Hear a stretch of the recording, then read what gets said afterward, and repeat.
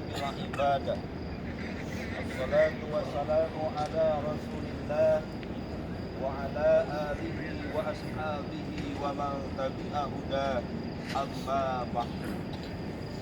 ويا عباد الله أوصيكم وإياي بتقوى الله لعلكم تفلحون لعلكم ترحمون la'allakum sa'adu fid dunya wal akhirah. Bapak-bapak, ibu-ibu, duyufullah, duyuf Rahman, segala pujian dan sanjungan hanyalah milik Allah Subhanahu wa taala. Allah sebagai sang pencipta, Allah sebagai sang penguasa yang telah memberikan anugerah dan kenikmatan kepada kita, sehingga alhamdulillah di malam ini kita bisa berjumpa, bisa bertatap mata di tempat yang dimuliakan oleh Allah Subhanahu wa taala, kota suci Makkah Al-Mukarramah, Masjidil Haram. Insyaallah di bulan yang dimuliakan oleh Allah Subhanahu wa taala, bulan Rajab, bahkan di malam atau di hari yang dimuliakan oleh Allah adalah malam atau hari Jumat. Oleh karenanya mudah-mudahan kita semua yang berkumpul pada saat ini dijadikan oleh Allah manusia-manusia yang dimuliakan oleh Allah Subhanahu wa taala. Amin ya Allah ya Rabbal. Salawat dan salam semoga tercurah dan terlimpah kepada pemimpin termulia, hakim yang arif dan bijaksana, ialah baginda habibana wa nabiyana Muhammad sallallahu alaihi wasallam. Bapak-bapak, ibu-ibu, ingat prinsip seorang mukmin, prinsip seorang yang beriman adalah ishariman aumut syahidan, hidup mulia atau mati syahid. Jangan hidup hina, mati to'id, hid. Sekali lagi, hidup mulia atau mati syahid. Jangan hidup hina, mati celaka. Lalu bagaimana agar kita menjadi manusia yang dimuliakan oleh Allah? Yang perlu jadi catatan adalah manusia mulia di hadapan Allah bukan karena hartanya. Sekaya apapun kita belum tentu menjadi sebab mulia di hadapan Allah Subhanahu wa taala. Makanya jangan sombong dengan harta yang dimiliki. Harta banda loba, sawah lega, mobil ayah, gedung megah, mobil mewah, harta berlimpah ruah, belum dijuru, bro dipantau, ngalayah di tengah imah, bukan jaminan manusia mulia di hadapan Allah. Apalagi kalau pelit. Buat apa kaya kalau zakat nggak ditunaikan? Buat apa kaya kalau anak yatim kita biarkan? Bukankah pendusta agama mereka yang membiarkan anak yatim, mereka yang membiarkan orang-orang miskin? Sekali lagi, manusia mulia di hadapan Allah bukan karena hartanya. Yang kedua, manusia mulia di hadapan Allah bukan karena jabatannya. Apalagi seandainya punya jabatan tidak adil dan tidak amanah. Ingat, semakin tinggi jabatan, semakin sulit mempertanggungjawabkan. Kulukum ra'in wa kulukum mas'ulun an ra'iyati. Setiap kamu adalah pemimpin. Setiap pemimpin akan diminta pertanggungjawabannya atas apa yang ia pimpin.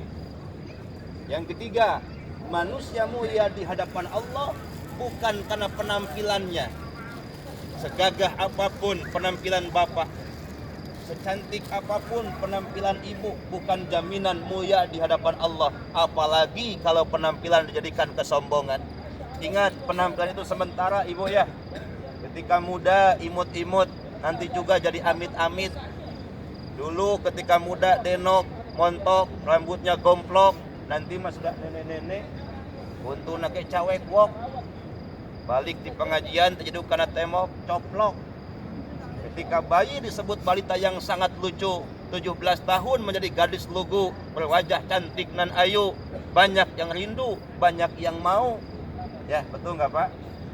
Tetapi kalau sudah tua, mohon maaf, 70 tahun berlalu, gigi ibu tinggal satu. Jangankan makan jambu, makan pisang saja kadang sudah tidak mampu. Bapak-bapak pun demikian.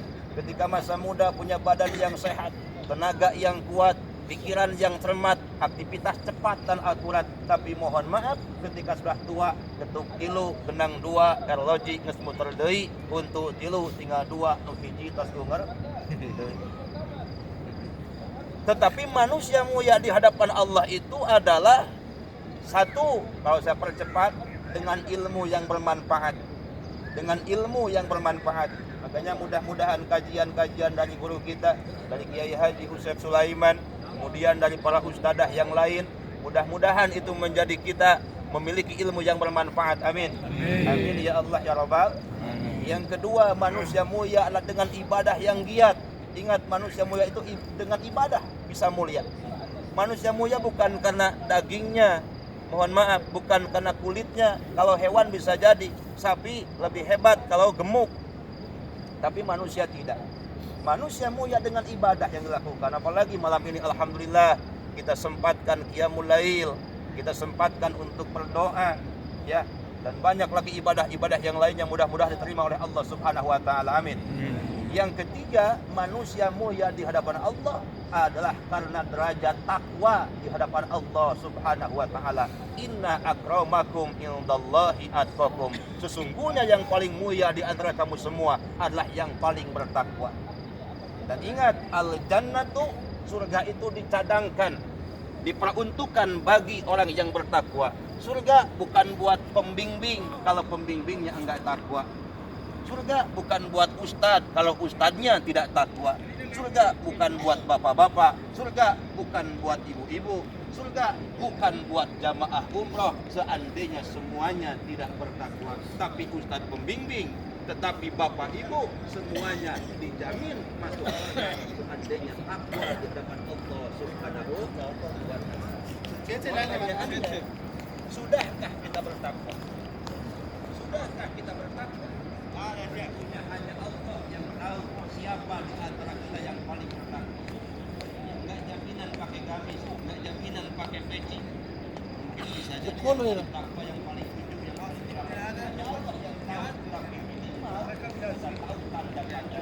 Satu, orang bertakwa al-khawfu minal jalili, memiliki ketakutan kepada Allah Subhanahu wa taala.